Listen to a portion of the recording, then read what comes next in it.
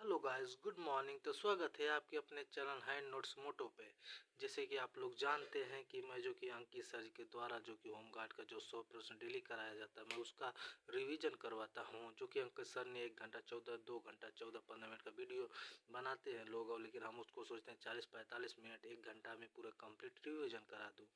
तो आज मेरा तीसरी चौथा क्लास है। आइए क्लास को क्या करते हैं, स्टार्ट करते हैं। ठीक है, देखिए गाइज, फर्स्ट प्रश्न क्या करा है कि फर्स्ट प्रश्न यह करा है कि निम्नलिखित में से कौन सा स्थल सिंधु घाटी सभ्यता का एक बंदरगाह नगर है, मतलब पोर्ट टाउन है, एक बंदरगाह नगर है ना। तो इसमें से कौन सा शहर है जो कि एक सिंधु घाटी का बंदरगाह नगर है? तो वो क्या है? लोथल है।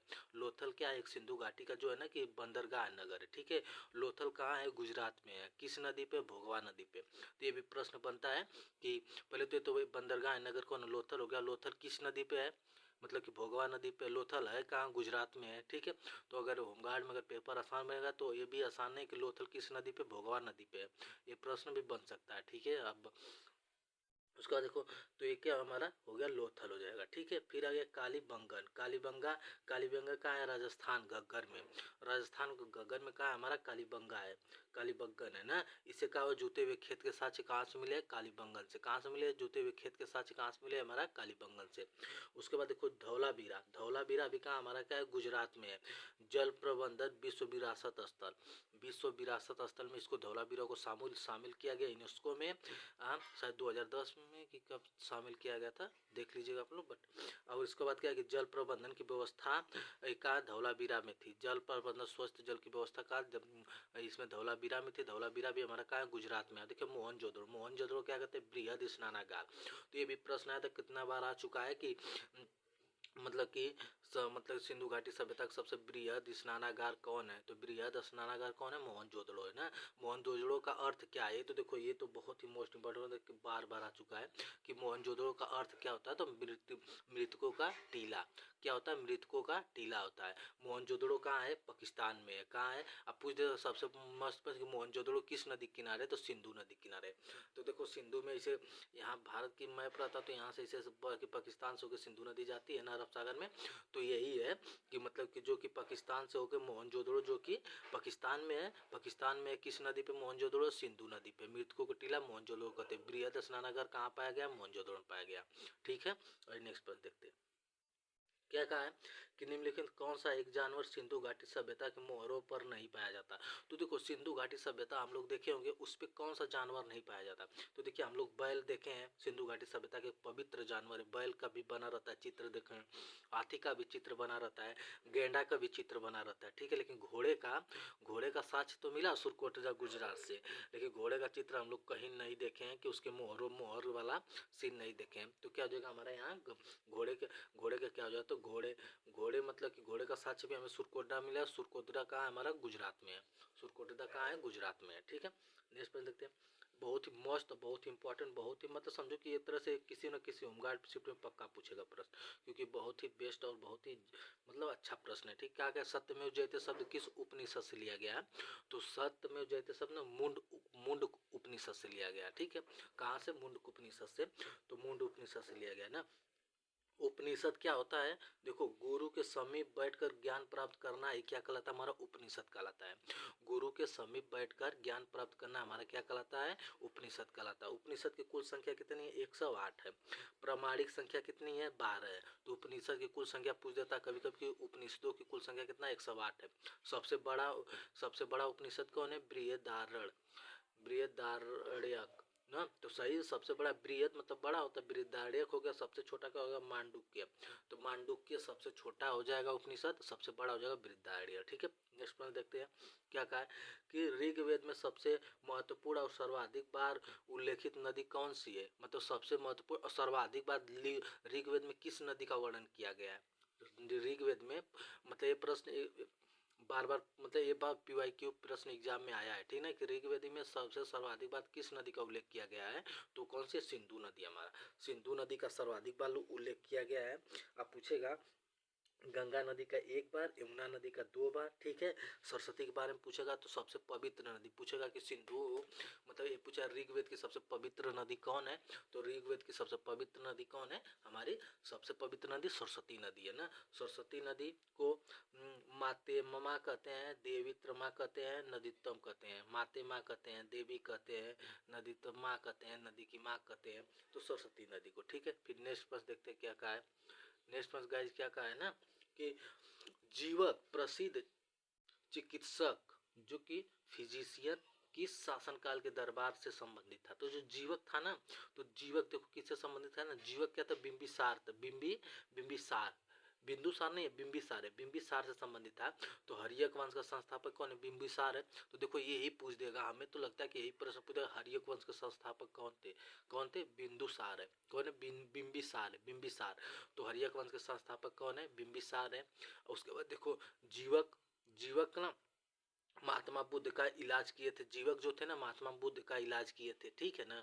और उसके बाद अवंती के राजा जो चंड प्रोगोत थे, उनको पीलिया हो गई थी, उनका इलाज कौन, जीवक ही ने किया था। अवंती के राजा थे जीवक, ही उसका इलाज किए थे, ठीक है। फिर नेक्स्ट प्रश्न क्या कर रहा है कि अशोक मौर्य वंश का संस्थापक ना, मौर्य वंश से संबंधित है अशोक ना। उसके बाद देखो क्या कालाशोक, मतलब कालाशोक क्या, शिशुनाग वंश ना, इसको काकवड़ भी बोलते हैं, काकवड़ कालाशोक का शिशुनाग वंश कालाशोक हो गया। उसके बाद हर्यक वंश का संस्थापक हो गए बिंबिसार, बिंबिसार हो गया। मगध का पहला ऐतिहासिक वंश था। नंद वंश का संस्थापक महापद्मनंद था, सब मालूम है आप लोग को, ठीक है। फिर नेक्स्ट प्रश्न आइए देखते हैं क्या कहा है। नेक्स्ट प्रश्न कि महात्मा बुद्ध ने अपना पहला उपदेश कहाँ दिया था, जिसे धर्म चक्र प्रवर्तन कहा गया था। तो ये तो पिछले बार भी सेट में आया था, तो देखो इस बार भी आया। तो महात्मा बुद्ध ने अपना पहला उपदेश दिया था सारनाथ में। इसको जो उपदेश दिए थे ना, इसको महाधर्म चक्र कहा गया। जहाँ पर मृत्यु हुई थी कुशीनगर में, तो उसको क्या कहा गया, महापरिनिर्वाण कहा गया, ठीक है। तो कुशीनगर में क्या है, इनकी मृत्यु हुई थी ना, उसको महापरिनिर्वाण कहा गया। देखो इनको ज्ञान की प्राप्ति बोधगया में हुआ था, ठीक है। और लुम्बिनी में इनका क्या हुआ था, जन्म हुआ था 563 BC में।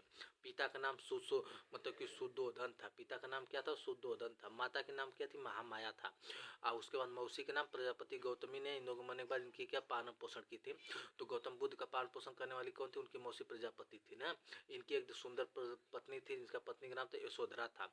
29 वर्ष की आयु में क्या गृह त्याग कर दिए थे। और उसके बाद क्या कि इनको 6 साल बाद जाके 35 वर्ष में क्या हुआ कि बोध गया बिहार में ज्ञान की प्राप्ति हुई थी, ठीक है। इन्होंने धर्मचक्र प्रवर्तन उपदेश दिया था, जो पाली भाषा में दिए थे। जो सारनाथ में पहला उपदेश दिए थे, पाली भाषा में दिए थे, ठीक है।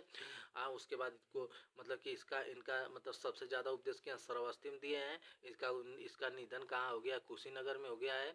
कुशीनगर जो कि यूपी के मतलब यूपी में पड़ता है। तो यहाँ पे आप लोग इसको देखिएगा, ठीक है। इनके बारे में, गौतम बुद्ध के बारे में मतलब इतना आ गया, महात्मा बुद्ध के बारे में, ठीक है। फिर दिया जैन धर्म के पहले तीर्थकर कौन थे। तो जैन धर्म के पहले तीर्थकर कौन थे, तो जैन धर्म देखिए, देखो ऋषभदेव थे, इनको आदिनाथ भी बोलते हैं। तो जैन धर्म के पहले तीर्थकर कौन थे, ऋषभदेव थे। ऋषभदेव को आदिनाथ भी बोलते हैं, ठीक है।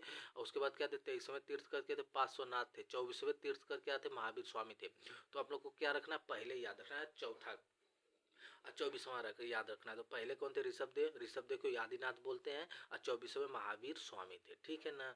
उसके बाद जैन धर्म में मतलब जैन क्या है, जीन से बना है। जीन का अर्थ क्या होता है, विजेता होता है, ठीक है ना। अब याद रखिएगा। फिर उसके बाद नेक्स्ट क्या दिया है कि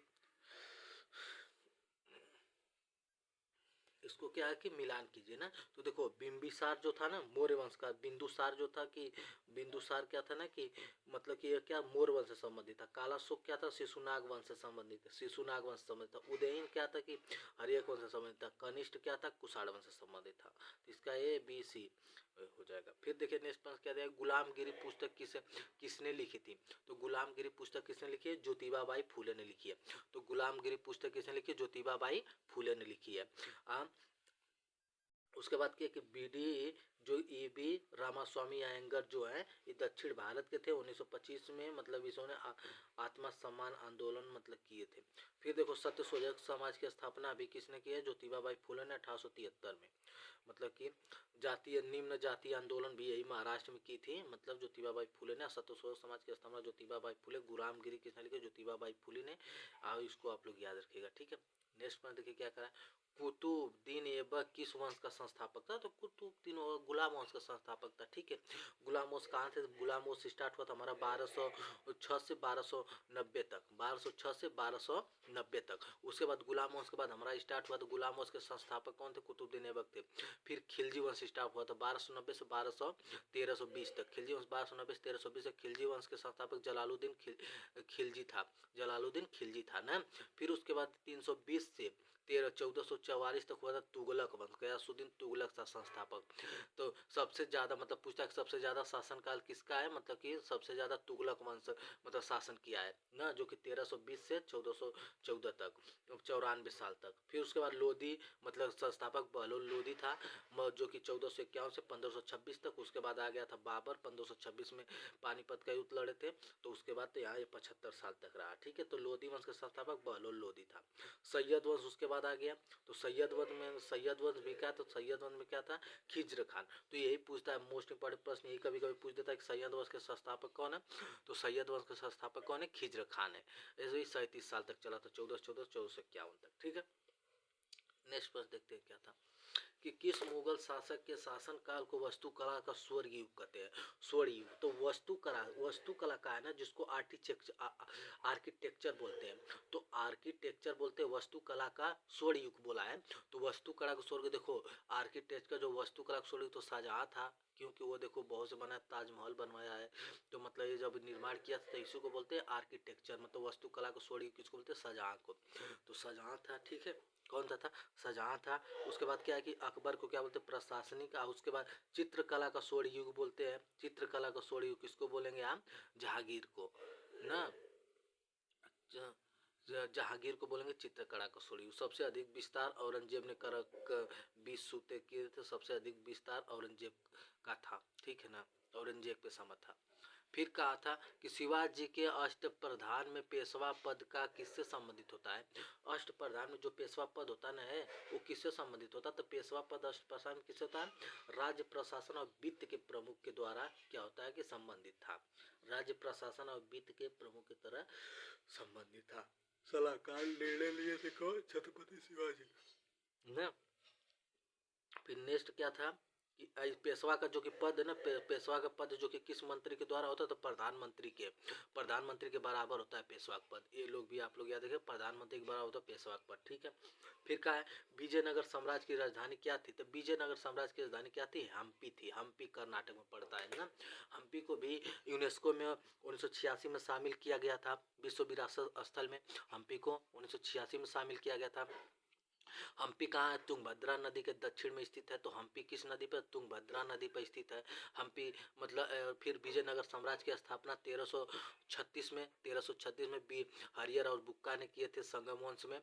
तो हरियर और बुक्का ने विजयनगर साम्राज्य की स्थापना किए थे, ठीक है। फिर देखिए क्या है कि इसको मिला है कि शेरशाह, मतलब इसमें मिला है कि कौन सा सही है। देखो शेरशाह सूरी का वास्तविक नाम फरीद खान था, सही बात है। शेरशाह सूरी का वास्तविक नाम फरीद खान था, शेख खान था, शेरशाह सूरी था, तो तीनों नाम था, फरीद खान, शेर खान, शेरशाह सूरी। नेक्स्ट का है शेरशाह सूरी ने हुमायूं को चौसा के युद्ध में हराया था, सही, ये भी सही है। चौसा के युद्ध 1539 में हुआ था, कन्नौज का युद्ध 1540 में हुआ था।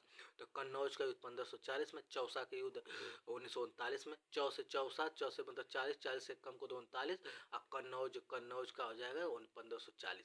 तो चौला तो ये भी क्या हो जाएगा हमारा सही हो जाएगा। तो कथन पहला दूसरा का दोनों क्या है कि सही है, ठीक है। फिर नेक्स्ट क्या कहा है कि अक्टूबर 2025 में जापान की पहली महिला प्रधानमंत्री के रूप में किसे नियुक्त किया गया था, तो पहली महिला जापान की प्रधानमंत्री के रूप में साने ताकाइची को मतलब क्या किया था हमें, मतलब इनको मतलब प्रधानमंत्री के रूप में नियुक्त किया गया। फिर नेक्स्ट में देखिए क्या है कि भारत में स्थानीय स्वशासन के जनक किसे माना जाता है, तो स्थानीय स्वशासन के जनक लॉर्ड रिपन है। स्थानीय स्वशासन के जनक कौन है, स्थानीय स्वशासन के जनक कौन है, लॉर्ड रिपन है, जिसको बोलते हैं लोकल लेवल गवर्नेंस ना। तो क्या हो जाएगा तो हमारे स्थानीय स्वशासन के जनक कौन है? लॉर्ड रिपन है। ठीक है, उसके बाद देखो हड़प नीति लॉर्ड डलहौजी के समय ना, हड़प नीति लॉर्ड डलहौजी के समय। फिर भारत का आखिरी गवर्नर जनरल लॉर्ड कैनिंग था ना, फिर उसके बाद प्रथम गवर्नर जनरल भी लॉर्ड कैनिंग था। फिर फर्स्ट वाइस वही मतलब कि यहाँ से अब तो ये देखते हैं। फिर भारत में बंगाल में द्वैध शासन को विस्तार समाप्त किया था। द्वैध शासन को किसने समाप्त किया था? तो वारेन हेस्टिंग ने। वारेन हेस्टिंग ने क्या किया था? द्वैध शासन को समाप्त कर दिया था। आज देखो 1757 में क्या प्लासी का युद्ध हुआ था? 1757 में प्लासी का युद्ध हुआ, 1764 में बक्सर का युद्ध हुआ था, 1765 में इलाहाबाद की संधि की गई थी। ठीक है, लॉर्ड वेलेस्ली ने सहायक संधि भी मतलब कि स्वीकार की थी। सहायक संधि किसके, तो ये भी पूछता है कि सहायक संधि किसके शासनकाल में हुई थी? सहायक संधि कराने वाला कौन था? लॉर्ड वेलेस्ली था। तो लॉर्ड वेलेस्ली के समय सहायक संधि हुई थी जो 1798 में हुई थी। ठीक है ना। फिर बंगाल, बिहार, उड़ीसा दीवान टेक्स प्रकाशित थे, इसको आप लोग देख लीजिएगा। लेकिन द्वैध शासन की भी बंगाल में द्वैध शासन किसके समाप्त किया था? तो लॉर्ड वारेन हेस्टिंग ने किया था। ठीक है, फिर नेक्स्ट पर देखिए क्या कहा है कि विश्व स्वास्थ्य संगठन WHO द्वारा जारी ग्लोबल टीबी रिपोर्ट 2025 के अनुसार भारत क्षय रोग उन्मूलन के अपने 2025 के लक्ष्य से कितना दूर है? तो देखो इतना दूर है कि देश 2025 तक टीबी को खत्म करने के लक्ष्य के करीब कभी भी कहीं भी नहीं है। ठीक है ना, अभी वो 2025 के जो टीबी के लक्ष्य को खत्म करने के लिए कहीं भी नहीं है। ठीक है ना। फिर देखो क्या है कि नेक्स्ट पॉइंट क्या है कि भारत का पहला स्वतंत्रता संग्राम कब हुआ था? तो भारत का पहला स्वतंत्रता संग्राम जिसको बोलते हैं 1857 की क्रांति भी बोलते हैं, तो कब हुआ था? 1857 की क्रांति में हुआ था। तो भारत का पहला स्वतंत्रता संग्राम 1857 में हुआ था। 1885 में क्या होता? कांग्रेस की स्थापना हुई थी। तो कांग्रेस की स्थापना पूछ देता तो कांग्रेस की स्थापना हमारा कब हुई थी? 1885 में हुई थी। तो 1905 में क्या होता? बंगाल का विभाजन हुआ था। 1942 में भारत छोड़ो आंदोलन शुरू किया गया था। ठीक है, फिर क्या? विधवा पुनर्विवाह को कानूनी मान्यता किसने दिलाई थी? तो विधवा पुनर्विवाह को कानूनी मान्यता दिलाने वाले कौन थे? विधवा पुनर्विवाह ईश्वर चंद्र विद्यासागर थे। ठीक है ना, कौन थे? ईश्वर चंद्र विद्यासागर थे। ठीक है, विधवा पुनर्विवाह को कानूनी मान्यता किसने दिलाई थी? तो ईश्वर चंद्र विद्यासागर ने। सती प्रथा का उन्मूलन राजा राम मोहन राय ने किया था। ब्रह्म समाज की स्थापना राजा राम मोहन राय ने की थी। आर्य समाज की स्थापना स्वामी विवेकानंद करें, स्वामी दयानंद सरस्वती ने आर्य समाज की स्थापना किए थे 1875 में। ब्रह्म समाज की स्थापना 1828 में राजा राम मोहन राय ने किए थे। सती प्रथा का उन्मूलन राजा राम मोहन राय ने लॉर्ड विलियम बेंटिंक के मतलब मिलते लॉर्ड विलियम बेंटिंक से सहयोग से इसको खत्म किया था। ठीक है ना, तो यहाँ से आप लोग इसको ये देख लीजिएगा। ठीक है, ईश्वर चंद्र विद्यासागर ने विधवा पुनर्विवाह कानूनी मान्यता से दिलाई थी। ठीक है ना। फिर नेक्स्ट प्रश्न क्या है कि भारतीय राष्ट्रीय कांग्रेस की स्थापना कब हुई थी? तो भारतीय राष्ट्रीय कांग्रेस की स्थापना हम लोग को ऊपर बता चुके 1885 में हुई थी। बंगाल विभाजन करजन के समय हुआ था, 1905 में हुआ था। ठीक है, आर्य समाज की स्थापना स्वामी दयानंद सरस्वती ने की थी 1875 में, ऊपर अभी बताए। आर्य समाज की स्थापना स्वामी दयानंद सरस्वती ने 1875 में की थी। उसके बाद देखो 1885 में जबकि पहला एक राष्ट्रीय मतलब कि जो भारतीय राष्ट्रीय कांग्रेस की स्थापना हुई थी तो उस समय अध्यक्ष कौन थे? वेमेश चंद्र बनर्जी। वेमेश चंद्र WC बनर्जी, इसको वेमेश चंद्र बनर्जी बोलते हैं। ठीक है ना। 74 लोग मतलब प्रतिनिधि थे उस समय, 74 न 72। फिर लाल बाल पाल त्रिमूर्ति में कौन शामिल नहीं थे? तो लाल बाल पाल त्रिमूर्ति में कौन शामिल नहीं थे? तो ये तो कौन थे? देखो लाला लाजपत राय थे, बाल गंगाधर तिलक थे, बिपिन चंद्र पाल थे, गोपाल कृष्ण गोखले नहीं थे। ठीक है, इसको गरम पसीना लाल बाल पाल को क्या बोलते हैं? गरम पंथी बोलते हैं। 1905 से 1919 तो गरम पंथी इसलिए बोलते हैं। देखो लाल बाल पाल, लाल अगर हो जी आदमी तो बाल तो आर धर के पाल ले मतलब उपार ले। तो ऐसे देखो कि अगर जब आदमी लाल हो जी तो बाल धर के क्या करे? उपार ले। तो लाल बाल पाल, तो जब वो लाल कब हुई भाई? जब गरम पंथी के रही तब न लाल हुई। तो का गरम पंथी के थे लाल बाल पाल, लाला लाजपत राय, बाल गंगाधर तिलक, बिपिन चंद्र पाल। फिर नेक्स्ट प्रश्न था कि सुभाष चंद्र बोस ने आजाद हिंद फौज की स्थापना किस वर्ष की थी? तो आजाद हिंद फौज की स्थापना 1942 में सुभाष चंद्र बोस द्वारा किया गया था। हरिपुरा अधिवेशन मतलब कि सुभाष चंद्र बोस ने ही किया था 1938 में। और उसके बाद की 1839 में क्या किए थे कि 1939 में शायद फॉरवर्ड ब्लॉक की स्थापना सुभाष चंद्र बोस द्वारा किया गया था। ठीक है ना। उसके बाद क्या है कि रिजाइन इस्तीफा दे दिए थे त्रिपुरा में 1939 में, और फॉरवर्ड ब्लॉक की स्थापना किए थे। ठीक है ना। फिर नेक्स्ट प्रश्न क्या है कि निम्नलिखित में से कौन सा एक क्रिप्स इंडियन मिशन का प्रस्ताव नहीं था। क्या है, क्रिप्स मिशन इंडिया मिशन का प्रस्ताव नहीं था, तो कौन था भारत को डोमिनिशियल स्टेट दिया जाए, डोमिनियल स्टेट दिया जाए, मतलब क्या India will be a given dominion state, सही बात है। फिर युद्ध के बाद संविधान बनाने वाले निकाय का गठन, ये भी सही है। फिर संविधान सभा में ब्रिटिश भारत और रियासतों के सदस्य शामिल होंगे, ये भी सही। युद्ध के तुरंत बाद पूर्ण स्वतंत्रता दी जाए, तो युद्ध के तुरंत बाद मतलब युद्ध जो सेकेंड वर्ल्ड वार हो रहा था, तो उस समय क्या करा कि युद्ध जब होगा तो तुरंत उसके बाद क्या होगी, स्वतंत्रता दी जाए, ऐसी कोई बात कहीं नहीं की गई है ना। एक सदस्यीय आयोग था, स्टोपर्ट क्रिप्स के समय आया था, उसके साथ 2 लोग आए थे। स्टोपर्ट क्रिप्स के साथ मतलब कि अलेक्जेंडर फ्लेमिंग थे, और उसके बाद स्टोपर्ट क्रिप्स था, अलेक्जेंडर फ्लेमिंग था, उसके बाद AB अलेक्जेंडर थे, उसके बाद ये 2-3 थे। ठीक है, दिमाग में 22 मार्च 1942 को मतलब क्रिप्स मिशन की मतलब प्रस्ताव आया था, क्रिप्स मिशन। ठीक है। फिर कह रहा है कि भारतीय संविधान कब लागू हुआ था, तो भारतीय संविधान कब लागू हुआ था। भारतीय संविधान को अंगीकृत किया गया था 26 नवंबर 1949 को, लेकिन लागू किया गया था 26 जनवरी 1950 को। ठीक है। उसके बाद देखो 15 अगस्त 1947 को भारत स्वतंत्र हुआ था। फिर उसके बाद अहिंसा क्या बनकर तैयार हुआ था, ठीक है ना, लेकिन लागू किया गया था इतना में। फिर उसके बाद इतना में क्या होता है कि 14 अगस्त को क्या होता है कि पाकिस्तान भी हमारा स्वतंत्र हो गया था। फिर नेक्स्ट क्या कह रहा है कि भारतीय संविधान की ड्राफ्टिंग कमेटी के अध्यक्ष कौन थे। ड्राफ्टिंग कमेटी के BR अम्बेडकर थे। ठीक है ना। भारतीय समाज के ड्राफ्टिंग कमेटी के अध्यक्ष कौन थे, BR अम्बेडकर थे। ठीक है। फिर देखो इंकलाब जिंदाबाद का नारा किसने दिया था, तो इंकलाब जिंदाबाद का नारा किसने दिया था, भगत सिंह तो बोले थे। भगत सिंह क्या था, उसको लोकप्रिय बनाए थे इंकलाब जिंदाबाद, तो हम लोग भगत सिंह ने उसको लोकप्रिय बनाए थे, लेकिन नारा किसने दिया था, हसरत मोहानी ने दिया था। हसरत मोहानी ने नारा दिया था, भगत सिंह ने उसको क्या बताया, लोकप्रिय बनाया था। ठीक है ना, इंकलाब जिंदाबाद को। फिर नेक्स्ट प्रश्न क्या कर रहा है कि आइए मिलाते हैं, क्या कहा है कि Pandit Jawaharlal Nehru discovery of India की स्थापना Pandit Jawaharlal Nehru, India wins freedom मतलब इसका आजाद मतलब कि Maulana Azad, poverty and un British rule के दादा भाई नौरोजी की है। ठीक है, तो हो गया, ये सब देख लीजिएगा, मतलब ये मिल जाएगा। ठीक है, पूरा मिलाया गया, आप लोग देख लीजिए। ठीक है। फिर क्या, महात्मा गांधी ने दांडी यात्रा कब शुरू की थी, तो 1930 में, जो कि साबरमती से, कभी ये भी एक प्रश्न पूछा था कि महात्मा गांधी ने साबरमती से और कहाँ तक यात्रा की थी, तो साबरमती से दांडी, दांडी कहाँ पड़ता है, गुजरात के नवहारी जिला तक, मतलब कि दांडी गुजरात में पड़ता है, और गुजरात में नवहारी जिला तक मतलब कि गांधी जी ने यात्रा शुरू की थी, दांडी यात्रा। कुल मिला के 240 मील मतलब कि 385 किलोमीटर तक की यात्रा चली थी, पैदल चले थे गांधी जी। भारत छोड़ो आंदोलन की शुरुआत 1942 में हुई थी। कब हुई थी, भारत छोड़ो आंदोलन की शुरुआत 1942 में हुई थी। ठीक है। फिर दिया है कि भारत छोड़ो आंदोलन किस वर्ष शुरू हुआ था, 1942 में, 9 अगस्त 1942 में। 1940 में क्या हुआ था ना कि व्यक्तिगत सत्याग्रह, दिल्ली चलो का नारा सुभाष चंद्र बोस ने दिया था, और क्या व्यक्तिगत सत्याग्रह चालू किया गया था अक्टूबर 1940 को, व्यक्तिगत सत्याग्रह। ठीक है।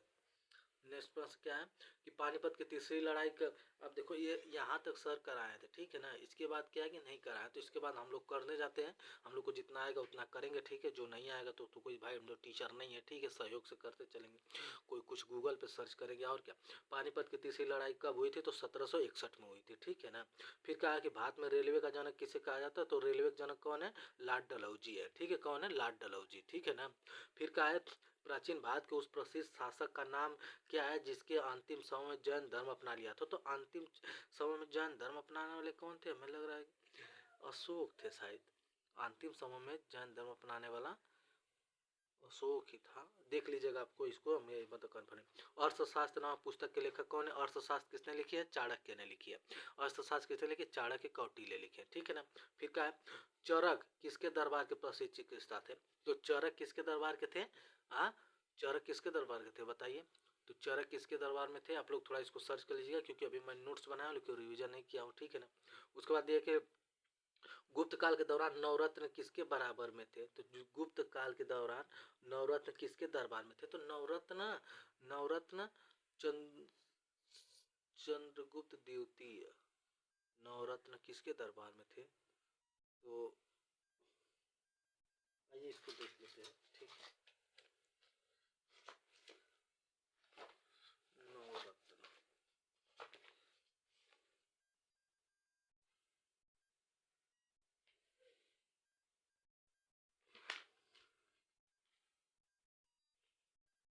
गाइस क्या है?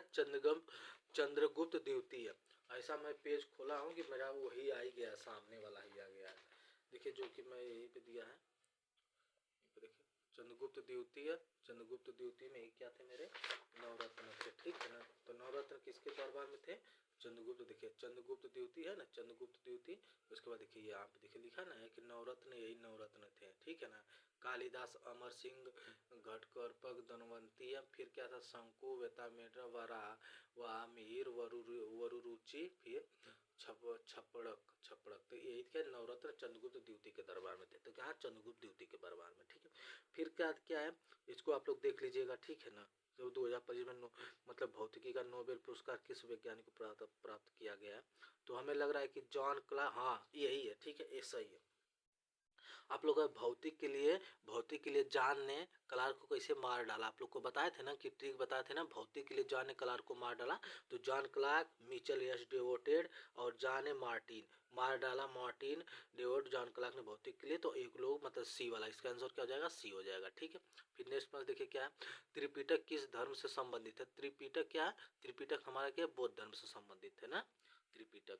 फिर क्या है? तराइन की पहली लड़ाई कब लड़ी थी? तराइन की पहली लड़ाई कब हुई थी? तराइन का मतलब कि 1191 में तराइन की पहली लड़ाई हुई थी। ठीक है ना। फिर क्या नेक्स्ट में क्या है कि मोहम्मद बिन तुगलक को विचार मतलब कि विधोर मतलब जो एमबीटी है, मोहम्मद बिन तुगलक को विरोधों का मिश्रण कहा जाता है। ठीक है। फिर उसने अपनी राजधानी दिल्ली से दौलताबाद स्थापित की थी। सही है। तो विरोधों का मिश्रण कहा जाता है तो मैं नहीं कह रहा हूँ, क्योंकि मोहम्मद बिन तुगलक को शायद पागल कहा जाता है, तो शायद हो सकता है कि ये भी हो जाए, ये भी, तो इस तरह दोनों होगा। लेकिन आप लोग देख लीजिएगा, लेकिन ये तो सही है, दौलताबाद स्थापित की थी। फिर क्या है? किस मुगल बादशाह को जिंदा पीर कहा है? तो औरंगजेब जो है ना, औरंगजेब को क्या कहा जाता है? जिंदा पीर कहा जाता है। ठीक है। ये प्रश्न भी कितना बार पूछ चुका है। ठीक है। फिर क्या? किस सिख गुरु ने खालसा पंथ की स्थापना? गुरु गोविंद सिंह ने खालसा पंथ की स्थापना किए थे। ठीक है ना। फिर क्या है? किस गवर्नर जनरल के कार्यकाल में बंगाल का विभाजन हुआ था? तो लॉर्ड कर्जन के समय 1905 में बंगाल का विभाजन हुआ था। ठीक है। ये सर नहीं करवाए हैं। ठीक है। तो इसलिए हम लोग तो क्या हुआ, हम लोग भी तैयारी कर रहे हैं, तो हम लोग को जो आएगा वही ना, मतलब तभी। भारतीय राष्ट्रीय कांग्रेस के प्रथम मुस्लिम अध्यक्ष कौन थे? बदरुद्दीन तैयब जी थे। तब भी हम लोग जैसे पढ़े, जिससे आ रहे थे ऐसे कर रहे हैं, करवा रहे हैं। ठीक है। फिर न्यू इंडिया और कॉमनवेल्थ एनी बेसेंट की किसकी है? न्यू इंडिया और कॉमनवेल्थ पत्रिका किसकी है? एनी बेसेंट की है। ठीक है ना। किसकी? एनी बेसेंट की। फिर देखो असहयोग आंदोलन कब स्थगित कर दिया गया था? तो असहयोग आंदोलन चौरी चौरा घटना में 1922 में स्थगित कर दिया था। ठीक है। फिर कहा है कि इसको देखो, भारत का कौन सा शहर रियल टाइम फ्लड फोर्टिंग और स्थानांतरित निर्णय समर्थन को पूरी तरह से चालू करने वाला देश का पहला शहर बना है? भाई ये तो हमें नहीं मालूम है। ठीक है। आप लोग देख लीजिएगा। ठीक है। फिर क्या? केसर और मराठा मतलब कि समाचार पत्र किसने शुरू किया था? तो केसर और मराठा समाचार पत्र शुरू करने वाले ना, एक मोबाइल से मैं वीडियो बना रहा हूँ, एक टाइप से मैं वो क्या कर रहा हूँ कि पढ़ा रहा हूँ, मैं कैसे बताऊँ। छोड़िए इसको, आप लोग कमेंट बॉक्स में बता दीजिएगा जिसको आएगा। ठीक है ना। फिर का गदर पार्टी की स्थापना किसने? गदर पार्टी की स्थापना कहाँ हुई थी? तो गदर पार्टी की स्थापना कहाँ हुई थी? भारत में। रुकिए एक बार ट्राई करते हैं।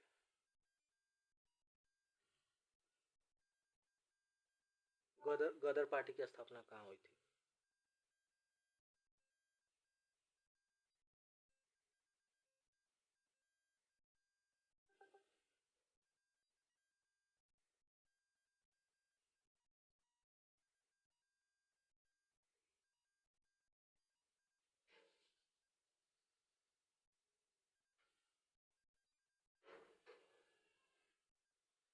गाइस क्या दिया है कि गदर पार्टी की स्थापना 15 जुलाई 1993 को अमेरिका के सैन फ्रांसिस्को में बाबा मोहन सिंह भागवा लाल हरदयाल और कतार सिंह सवारा जैसे प्रमुख नेताओं द्वारा की गई थी। ठीक है। तो कहाँ हुआ था? अमेरिका में। ठीक है। तो गाइस सॉरी गाइस, हमारा प्रश्न क्या हो कि गलत हो गया।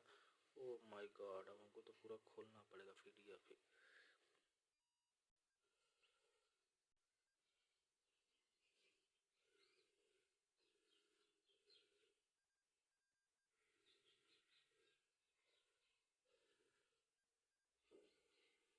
तो क्या हुआ, गदर पार्टी की स्थापना कहाँ हुई थी? अमेरिका में हुई थी। कहाँ हुई थी? अमेरिका में। ठीक है, फिर नेक्स्ट क्या क्या है कि केंद्र सरकार में चीनी उद्योग के लिए, आप लोग इसको देख लीजिएगा। ठीक है, फिर क्या है, आप देखिए यहाँ से फिर करवाना शुरू किए। तो क्या हुआ नेक्स्ट, क्या कि भारतीय संविधान का कौन सा भाग मौलिक अधिकार से संबंधित है? तो भाग हमारा 3 जो है किससे संबंधित है? मौलिक अधिकार से संबंधित है। किससे संबंधित है? भाग 3 हमारा मौलिक अधिकार से संबंधित है। भाग 2 किससे संबंधित है? नागरिकता से संबंधित है। भाग 1 संघ और उसके राज्य क्षेत्र है। भाग 4 में क्या है? डीपीएसपी है। ठीक है ना। तो हमारा मौलिक कर्तव्य कहाँ से लिया गया? अमेरिका से लिया गया है। आर्टिकल कितना है? 12 से 35 है। मौलिक कर्तव्य हमारा कहाँ से लिया गया है? मौलिक कर्तव्य हमारा अमेरिका से लिया गया। आर्टिकल 12 से 35 में मौलिक कर्तव्य आता है। मौलिक कर्तव्य कुल कितने? 6 है। ठीक है ना। फिर देखिए क्या कहा है कि पंचायती राज को दृढ़ करने हेतु निम्नलिखित में से कौन सा भारतीय संविधान को संशोधन किया गया था? तो पंचायती राज को न सुदृढ़ करने के लिए ना 73वां संविधान संशोधन 1992, 73वां संविधान संशोधन 1992 में हुआ था, जो कि 11वीं अनुसूची जोड़ी गई थी भाग 9 के द्वारा ना, जो 29 विषय थे। तो कभी कभी यही पूछ देता कि जो भाग 9 में 11वीं अनुसूची जोड़ी गई थी उसमें कितने विषय थे? तो भाग 9 में जो 11 अनुसूची जोड़ी गई थी ना, तो उसमें कितने विषय थे? 29 विषय थे। ठीक है ना।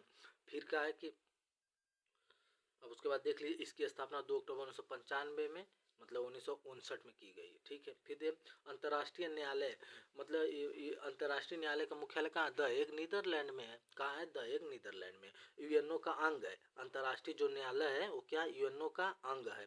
स्थापना कब हुई थी? 1945 में। अंतर्राष्ट्रीय न्यायालय की भी स्थापना कब हुई? 1945 में। तो ये वाला प्रश्न बहुत इंपॉर्टेंट है, इसमें ये पूछ देता है कि अंतर्राष्ट्रीय न्यायालय की स्थापना कब हुई थी? तो अंतर्राष्ट्रीय न्यायालय की स्थापना कब हमारा हुआ था? 1945 में। यूएनओ की भी स्थापना 1945 में। यूएनओ का हाई कोर्ट कहाँ है? न्यूयॉर्क में। ठीक है, कहाँ है? न्यूयॉर्क में। ठीक है, फिर देखिए नेक्स्ट प्रश्न क्या है कि निम्नलिखित में से कौन सा निदेशक सिद्धांत विदेश नीति से संबंधित है? तो विदेश नीति से कौन संबंधित है? आर्टिकल, मतलब कि कौन है हमारा? आर्टिकल 50 तो जानते हैं कि मतलब कि पृथक्करण की बात की है, मतलब कि पृथक्करण का बात किया गया है। ठीक है, आर्टिकल 51 में कहा है कि मतलब अंतर्राष्ट्रीय शक्ति और सुरक्षा है, यही है। तो क्या है? विदेश नीति के आर्टिकल 51 से संबंधित है। ठीक है, फिर क्या? निम्नलिखित में से जलाशयों में से कौन सा रिहंद परियोजना से संबंधित है? तो रिहंद परियोजना से संबंधित कौन सा है? रिहंद परियोजना किस नदी पे है? तो रिहंद परियोजना किस नदी पर? रिहंद नदी पे है। तो गोविंद वल्लभ पंत सागर कहाँ है? मतलब रिहंद परियोजना कहाँ है? सोनभद्र में है, रिहंद नदी पे है। रिहंद नदी की सहायक नदी सोन नदी की सहायक नदी है। रिहंद नदी जो है ना, सोन नदी की सहायक नदी है। सबसे बड़ी कृत्रिम झील कहाँ है? गोविंद वल्लभ पंत सागर झील है, जो कि मतलब हिरन परियोजना संबंधित है। और सबसे बड़ी कृत्रिम झील कहाँ है ना? सबसे बड़ी कृत्रिम झील तो गोविंद वल्लभ पंत सागर है। ठीक है ना, सागर में है। अष्टाध्यायी पाणिनि, अष्टाध्यायी के लेखक कौन है? पाणिनि है। वेद व्यास महाभारत के रचयिता कौन है? वेद व्यास है। रामायण के वाल्मीकि है। अवधी भाषा में अनुवाद किसने किया था? तो शासनकाल था अकबर का। रामायण का अवधी भाषा में अनुवाद किसने किया था? तो उस समय शासनकाल था अकबर का, लेकिन किए थे तुलसीदास ने। तो ये पूछता कि वाल्मीकि का रामायण का अवधी भाषा में अनुवाद किसने किया था? तो तुलसीदास ने किया था। किसने किया था? तुलसीदास ने किया था। ठीक है, आइए नेक्स्ट पर देखते हैं। आर्य समाज की स्थापना और दयानंद सरस्वती ने की थी, वो 1875 में। आप लोग को बता दें 1828 में ब्रह्म समाज की स्थापना राजा राम मोहन राय ने की थी। तो हमारा आर्य समाज की स्थापना 1875 में दयानंद सरस्वती ने की थी, मुंबई में। ठीक है, फिर कहाँ? ऑस्ट्रेलिया की राजधानी क्या? ऑस्ट्रेलिया की राजधानी क्या है? कैनबरा है ना। सबसे बड़ी मूंगा चट्टान झील जिसको ग्रेट बैरियर रीफ कहाँ है? ऑस्ट्रेलिया में है। ग्रेट बैरियर रीफ कहाँ है? ऑस्ट्रेलिया में है। सबसे बड़ी मूंगा चट्टान झील कहाँ? ऑस्ट्रेलिया में है। ठीक है, फिर नेक्स्ट प्रश्न ये देखते हैं कि बंगाल का विभाजन करने वाला गवर्नर जनरल को तो कर्जन था, 1905 में किया था ना। फिर प्रशासनिक सुविधा के आधार पे मतलब इसका विभाजन किया था ना। उसके बाद इस समय विरोध भी स्वदेशी आंदोलन का 7 अगस्त 1905 में किया गया था, बहिष्कार। जिसका बहिष्कार में क्या विदेशी वस्तुओं, कपड़ा और सूती वस्त्र को मतलब स्वदेशी आंदोलन में बहिष्कार किया गया था। ठीक है, फिर देखिए क्या वेन सांग किसके, देखो ह से हंसांग, ह से हर्षवर्धन, ये बार बार शिफ्ट में आ रहा है, इसका मतलब कि एग्जाम के लिए बहुत ही मोस्ट इंपॉर्टेंट है। तो हंसांग किसके आया था, हर्षवर्धन के दरबार में वेन सांग आया था। चंद्रगुप्त द्वितीय के दरबार में फयान आया था, ठीक है ना। फिर उसके बाद चंद्रगुप्त विक्रमादित्य के दरबार में फयान आया था। अलंदा विश्वविद्यालय की स्थापना शिक्षण वेन सांग के दरबार में, नालंदा विश्वविद्यालय शिक्षण संग्रह वेनसांग के शासनकाल में मतलब था। उसके बाद नेक्स्ट प्रश्न ये देखते हैं क्या था कि केंद्रीय औषधि सुगंध और पौधा संस्था लखनऊ में है। जब भी औषधि की बात आएगी ना तो केंद्रीय औषधि कहाँ है, लखनऊ में है संस्था, ठीक है ना। तो जो प्रश्न, फिर सामुदायिक विकास कार्यक्रम कब शुरू किया गया था, तो सामुदायिक विकास कार्यक्रम 2 अक्टूबर 1992 को शुरू किया गया था पंडित जवाहरलाल नेहरू के द्वारा। तो सामुदायिक विकास कार्यक्रम का शुरुआत कब किया गया था, तो सामुदायिक विकास कार्यक्रम का शुरुआत 2 अक्टूबर 1992 को किया गया था। फिर बाद में पंचायती राज व्यवस्था लाई गई थी। फिर क्या है, मानव शरीर में कुल कितनी पसलियां होती है, देखो मानव शरीर में ना 12 इधर पसलियां होती है, 12 इधर मिलती है, तो कुल पसलियां की संख्या हो जाएगा कितना हो जाएगा 24। लेकिन एक पीछे का टोटल पसलियां मतलब इसे पूछा तो ठीक है 24 है, लेकिन एक बीच में ना स्टर्नम पाया जाता है, स्टर्नम भी, तो उसको स्टर्नम को लेकर 25 हो जाएगा। लेकिन यहाँ पे पसलियों की संख्या पूछा तो 12 इधर कितनी होगी 24 होगी। लेकिन सर ने देखिए पूछा तो खोपड़ी में कितनी हड्डी होती है, चेहरे में कितनी होती है, तो देखो खोपड़ी में ना 8 हड्डी होती है, ठीक है ना, खोपड़ी में 8 होती है, चेहरे में 14 होती है, ठीक है, ये बात आप लोग याद रखिएगा, ठीक है। फिर अंतर्राष्ट्रीय योग दिवस 21 जून को मनाया जाता है, ठीक है ना। शुरुआत की गई थी 2015 से, तो अंतर्राष्ट्रीय योग दिवस की शुरुआत कब से की गई थी, 2015 से। कब मनाया जाता है, 21 जून को मनाया जाता है। उत्तरी गोलार्ध का सबसे बड़ा दिन होता है, मतलब भारत का सबसे बड़ा दिन कौन सा, 21 जून है, ठीक है ना। फिर कहा है एक स्थानांतरण खेती वेबर किस भारतीय राज्य से प्रचलित है, तो स्थानांतरित खेती वेबर ने किस भारतीय राज्य से संबंधित है, तो मध्य प्रदेश से। किससे, मध्य प्रदेश से। आंध्र प्रदेश में पैडा या पोडू पाया जाता है ना, मध्य प्रदेश में वेबर दहिया भी इसको मतलब कहते हैं। फिर वर्ष में उच्चतम न्यायालय की स्थापना हुई थी, उच्चतम न्यायालय जो हाई कोर्ट है ना, हाई कोर्ट नहीं उच्चतम न्यायालय बोला ना, सुप्रीम कोर्ट, क्योंकि सुप्रीम कोर्ट की स्थापना ना किस समय हुई थी, तो सुप्रीम कोर्ट की स्थापना हमारा 26 जनवरी 1950 को हुई थी।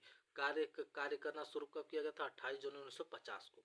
तो क्या किया गया था कि 1950 में वो सुप्रीम कोर्ट की स्थापना हुई थी, ठीक है, कब हुई थी 1950 में।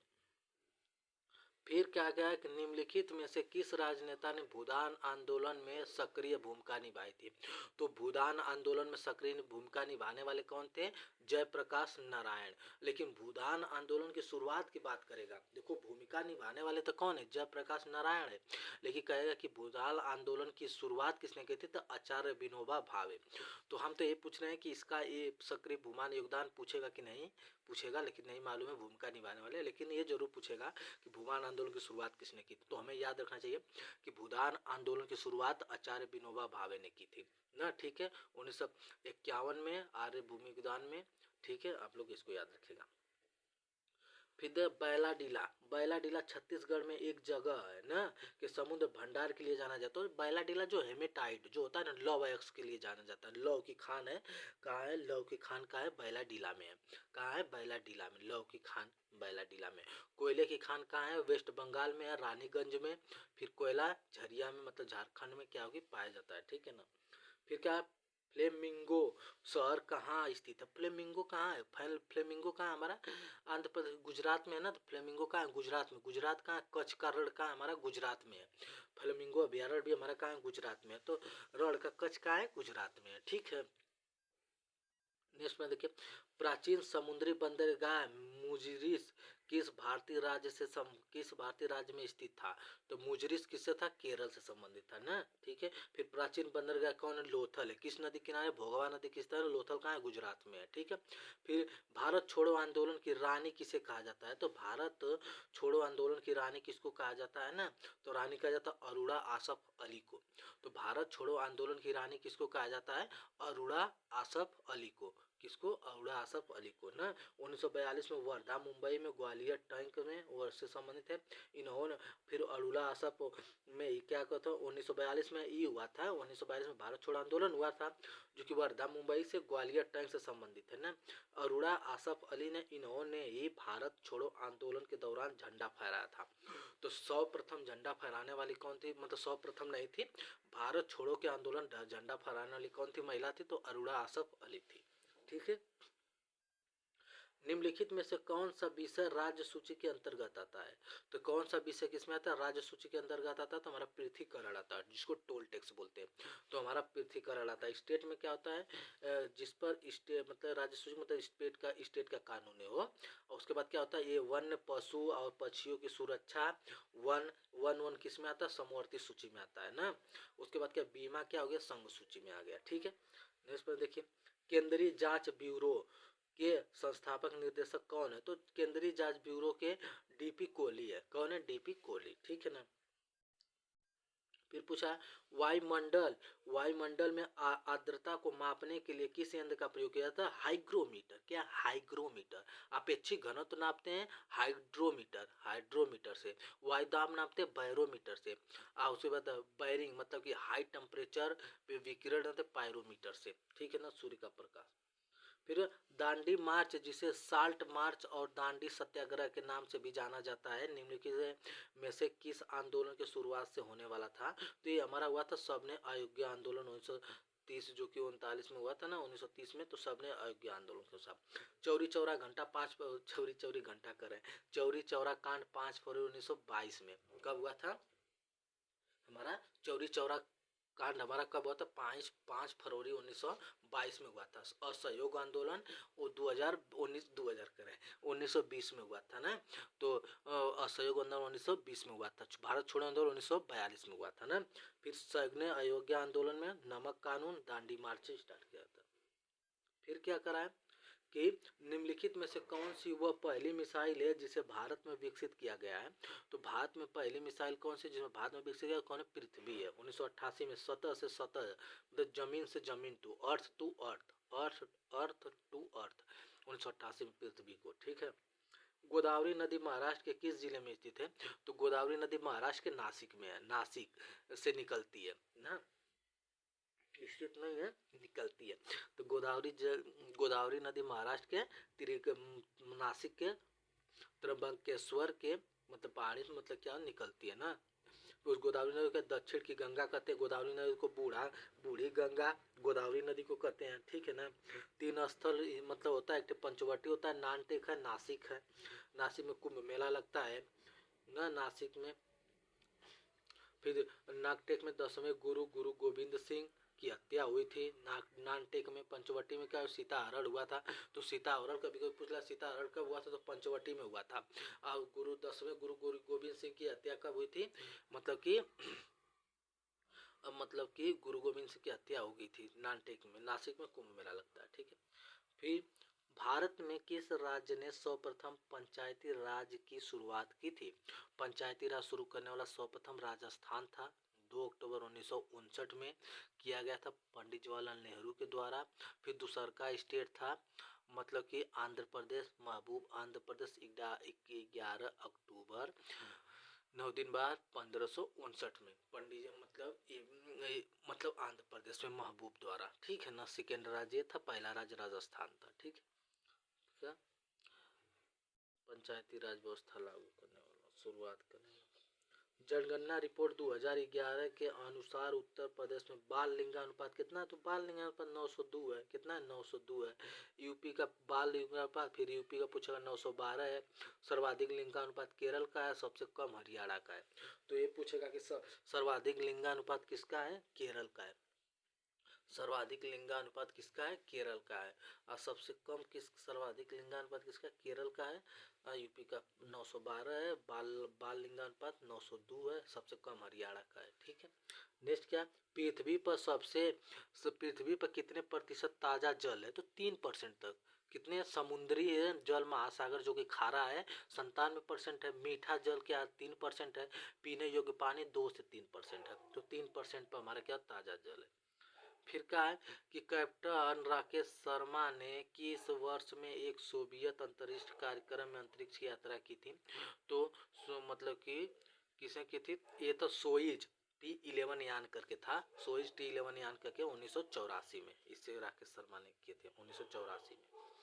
निम्नलिखित में से क्या एक ग्रीन हाउस गैस नहीं है? तो निम्नलिखित में से क्या एक ग्रीन हाउस गैस नहीं है? तो ग्रीन हाउस गैस नहीं है ना, तो हमारा नहीं है तो कौन नहीं है? हमारा जल वाष्प है, नाइट्रस ऑक्साइड है, ओजोन है, कौन है? कार्बन मोनोडाइऑक्साइड नहीं है, क्योंकि ये जहरीली गैस है ना, जो कि गाड़ी से निकलने वाला मतलब कि धुआं जो है यहीं से होता है। सिगरेट जो पीते हैं यही से, कोयला जलने के बाद जो होता है ना बनता है यही है, कार्बन मोनोडाइऑक्साइड से जहरीली गैस है ये, ठीक है। फिर क्या है? माउंट एटना, जिसे यूरोप का सबसे सक्रिय ज्वालामुखी माना जाता है। तो कभी कभी यही पूछ जाता है कि सबसे सक्रिय ज्वालामुखी कहाँ है? यूरोप में है, कहाँ पे? इटली में है। तो देखिए आगे क्या हुआ, निम्नलिखित में किस देश में? तो वही इटली में, बता ही दिया आप लोग को। तो कहाँ है माउंट एटना? सिमली द्वीप में है।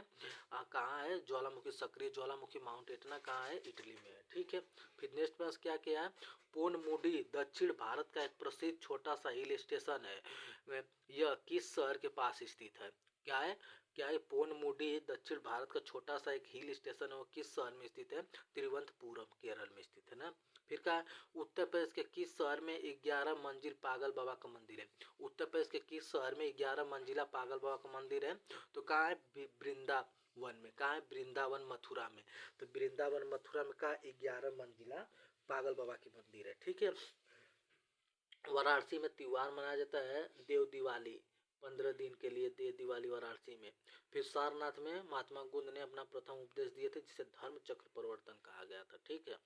फिर क्या है कि निम्नलिखित में से कौन सा विटामिन ए का एक अच्छा स्रोत है? विटामिन ए का ना देखो, इसे तो गाजर है, विटामिन का रासायनिक नाम रेटिनॉल है, अच्छा स्रोत गाजर है, गोल्डन चावल है, लेकिन यहाँ पे ना जो मछली का तेल है ये भी हो सकता है, ठीक है ना, जो एकत्रित मिलता मछली का तेल जो एकत्रित होता है तो हो जाएगा। फिर उत्तर प्रदेश राज्य में परीक्षा बाद किस नदी पर बनाया गया? तो देखो प से बताए थे, परीक्षा कौन देगा? बेटा देगा। परीक्षा कौन देगा? बेटा देगा।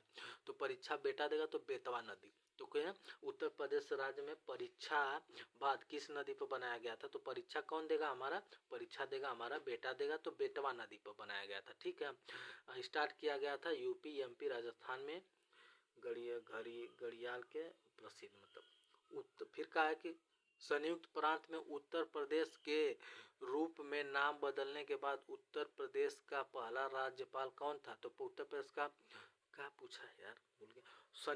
संयुक्त प्रांत से उत्तर प्रदेश के रूप में नाम बदलने के बाद उत्तर प्रदेश का पहला राज्यपाल कौन था? तो उत्तर प्रदेश का नाम बदलने के बाद, अच्छा हाँ, नाम बदलने के बाद उत्तर प्रदेश का पहला राज्यपाल कौन था? होर्मसजी फिरोज शाह मोदी। कौन था? इसको बोलते हैं हम एच मोदी, या तो एच मोदी। तो एच मोदी थे ना, तो यही कौन थे कि कौन थे? एच मोदी थे, जो कि उत्तर मतलब कि बदलने के बाद उत्तर प्रदेश के पहला राज्यपाल थे। फिर पूछा था कि फर्स्ट सीएम कौन थे? सुचेता कृपलानी थे। यूपी की पहली महिला राज्यपाल सरोजिनी नायडू थी, जिसको एचपी मोदी भी बोलते हैं। उत्तर प्रदेश दिवस निम्नलिखित किस तारीख को? 24 जनवरी 1950 को स्थापना की, तो 24 जनवरी का उत्तर प्रदेश मनाया जाता है, ठीक है ना। फिर कहा गया है कि मार्च 2025 तक उपलब्ध सरकारियों के अनुसार भारतीय संविधान में कितने मौलिक कर्तव्य थे?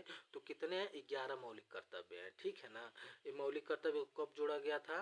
मतलब कि 22वां संविधान संशोधन 1976 के द्वारा सरदार स्वर्ण सिंह समिति पर 10 मौलिक कर्तव्य जोड़े गए थे। इस वर्तमान में 11 मौलिक कर्तव्य। 11वां मौलिक कर्तव्य 6 से 14 वर्ष के बच्चों के लिए निःशुल्क शिक्षा, जो कि 6 से 14 वर्ष के बच्चों के लिए शिशु के, जो कि 86वां संविधान संशोधन 2002 में। देखिएगा ये स्लाइड बहुत इंपॉर्टेंट, इसको फिर से हम लोग देखते हैं। कहा कि मार्च 2025 तक उपलब्ध जानकारी के लिए भारतीय संविधान में कितने मौलिक कर्तव्य हैं? तो मौलिक कर्तव्य की संख्या टोटल कितना है? 11 है। 10 मौलिक कर्तव्य जोड़े गए थे 42वां संविधान 1976 के तहत 10 मौलिक कर्तव्य जोड़े गए थे। मौलिक कर्तव्य किस वर्ष समिति जोड़ा था? सरदार स्वर्ण सिंह समिति द्वारा जोड़े गए थे। फिर 11वां जोड़ा गया था 6 से 14 वर्ष के बच्चों के लिए निःशुल्क शिक्षा। 6 से 14 मतलब 66वां संविधान संशोधन 2002 में हुआ था। तो इसको आप लोग देख लीजिएगा। 1975 में भारत द्वारा लॉन्च किए गए पहले अंतरिक्ष यान का नाम क्या था? तो 1975 में भारत द्वारा लॉन्च किए गए पहले अंतरिक्ष यात्री का नाम था आर्यभट्ट था। अंतरिक्ष यान का नाम था आर्यभट्ट। ठीक है। फिर क्या है, डॉक्टर भीमराव अंबेडकर ने पुलिस अकादमी, डॉक्टर भीमराव अंबेडकर पुलिस अकादमी कहाँ है? तो मुरादाबाद में है। कहाँ है? मुरादाबाद। पीतल की नगरी किसको कहते हैं? मुरादाबाद। उसके बाद लखनऊ, नवाबों का शहर लखनऊ को, संगम नगरी प्रयागराज को। अंटार्कटिका का सबसे ऊंचा शिखर कौन सा है? तो अंटार्कटिका का सबसे ऊंचा शिखर कौन है? विल्सन मैसीफ है। कौन है? विल्सन मैसीफ है। फिर भारत के आर्थिक विकास के लिए शहरीकरण किस पंचवर्षीय योजना का उदाहरण है? तो देखो शहरीकरण है हमारा 11वीं पंचवर्षीय का उदाहरण है। और देखो कृषि प्लस उद्योग क्या है? तीसरी है। कृषि के लिए और उद्योग के लिए कौन है? तीसरी पंचवर्षीय योजना है ना। तो कृषि के लिए हमारा कौन है? तीसरी पंचवर्षीय योजना। 5वीं पंचवर्षीय योजना है कि गरीबी के लिए, गरीबी से संबंधित हमारी कौन है? 5वीं पंचवर्षीय योजना है। तीसरी कृषि से संबंधित है, आप 5वीं गरीबी से, और 6वीं मतलब कि 9वीं क्या है? पर्यावरण से। ठीक है। फिर नेक्स्ट क्या है? कालाकोट थर्मल पावर स्टेशन किस भारतीय राज्य में स्थित है? तो कालाकोट थर्मल पावर स्टेशन किस भारतीय राज्य में स्थित है? तो जम्मू और कश्मीर में। किस भारतीय राज्य में स्थित है? जम्मू और कश्मीर में। फिर क्या है कि राष्ट्रीय महिला आयोग की अध्यक्ष तथा प्रत्येक सदस्य का अधिकतम कार्यकाल कितना होता है? 3 वर्ष तक होता है। तो राष्ट्रीय महिला आयोग पूछा है। क्या पूछा है? राष्ट्रीय महिला आयोग की अध्यक्ष तथा प्रत्येक सदस्य का अधिकतम कार्यकाल कितना? 3 वर्ष तक होता है। ठीक है ना। इसका मुख्यालय कहाँ है? राष्ट्रीय महिला आयोग का मुख्यालय कहाँ है? दिल्ली में है। राष्ट्रीय महिला आयोग की मुख्यालय कहाँ है? दिल्ली में है। ठीक है। फिर क्या है? सरकारी बजट पेश करने की तारीख कौन तय करता है? तो देखो अब सरकारी बजट पेश करने का अंतिम तारीख जो कौन तय करता है ना? हमारा राष्ट्रपति करता है। ठीक है ना। राष्ट्रपति करता है। फिर क्या है कि निम्नलिखित राज्यों में से किस राज्य का भारत में जूट उत्पादन का प्रतिशत सबसे ज्यादा है? तो वेस्ट बंगाल, जो कि मैग्रो 1 पाया जाता है ना। मैग्रो 1 कहाँ पाया जाता है? वेस्ट बंगाल, कोलकाता में पाया जाता है। तो वेस्ट बंगाल हमारा राजस्थान क्या ना कि जूट उत्पादन का क्या है ना कि जूट उत्पादन का प्रतिशत का सबसे ज्यादा है ना। फिर क्या, निम्नलिखित में से कौन सी रचना रविन्द्रनाथ टैगोर द्वारा गीत बंद नहीं की गई थी? तो मतलब कि नहीं की गई थी। तो कौन थी हमारा? कदम कदम बढ़ाए जाए। ठीक है ना। आमार सोनार बांग्लादेश के राष्ट्रीय गान भी है। तो बांग्लादेश द्वारा मतलब गाया गया था। एकता चलो। ठीक है ना। चित तेरा भय शून्य, चित जे था भय शून्य, ये भी है। सुबह कदम कदम बढ़ाए जा, ये सब किसका है? सुभाष चंद्र बोस का है। ठीक है ना। फिर क्या है कि किस मकबरे को अहमदाबाद का एक्रोपोसिस कहा जाता है? तो इसको गाइस आप लोग देख लीजिएगा। ठीक है ना। एक्रोपोसिस कहा जाता है। तो किस मकबरों को। तो गाइस इस क्लास को यहीं पे हम विराम करते हैं, जो कि हो गया। लेकिन इसको देखना है तो हमें भी नहीं आ रहा, तो इसको हम लोग देख लेते हैं गूगल पे डाल के। ठीक है। किस मकबरों को अहमदाबाद को एक्रोपोसिस कहते हैं ना। तो देखिए क्या दिया है। किस मकबरे को अहमदाबाद का एक्रोपोसिस कहते हैं? तो गाइस देख लीजिए क्या दिया इसका। देखो सरखेज रोजा को अहमदाबाद का एक्रोपोलिस कहा जाता है। 2वीं सदी के एक वास्तुकार ली कोर्बूसिए ने इसकी तुलना एथेंस के एक्रोपोलिस से की थी, क्योंकि इसमें मस्जिद, मकबरे, जलकुंड और महल हैं, जो इसे एक खास जगह बनाते हैं। तो देखिए गाइस क्या है? सरखेज रोजा को अहमदाबाद के एक्रोपोसिस कहा जाता है। तो ठीक है गाइस, ये मेरा लास्ट प्रश्न था जो कि मैं कंप्लीट करा दिया। तो okay guys, thank you, bye.